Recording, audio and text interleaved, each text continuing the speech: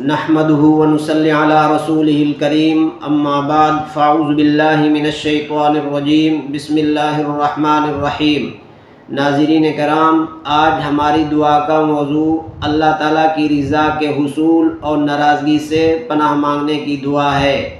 دعا یہ ہے: اللہم انی اعوذ برضاک من سخطک و بمعافاتک من عقوبتک و اعوذ بک منک لا احصی ثناء علیک انت کما اثنیت علی نفسک۔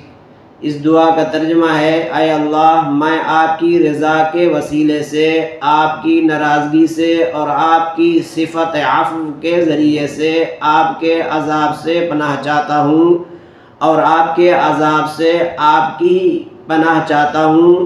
میں کما حق آپ کی تعریف نہیں کر سکتا، آپ ایسے ہی ہیں جس طرح آپ نے خود اپنی تعریف فرمائی ہے۔